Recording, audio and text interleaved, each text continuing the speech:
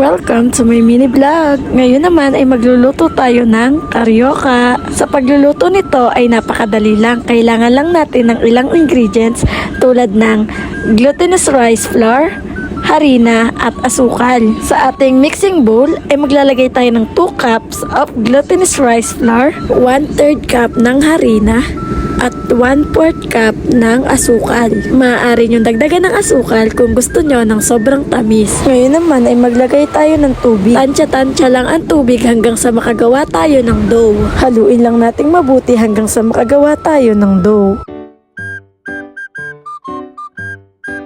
Pag nahalo na natin ito mabuti, ngayon naman ay maglagay tayo ng mantika sa ating kamay upang kapag ito ay ating binilog ay hindi ito kakapit.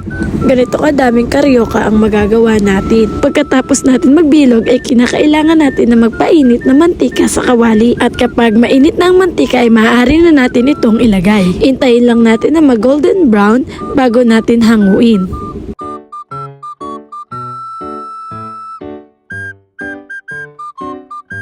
Pagkatapos natin magprito ay maghulog tayo ng asukal sa mantika. Pagkalipas ng ilang minuto ay maaari na natin uli itong ilagay sa kawali na may mantika at asukal. Halu-haluin lang natin ito para kumapit ang asukal at pagkalipas ng ilang minuto pag ganito na ang itsura ay maaari na natin itong hanguin.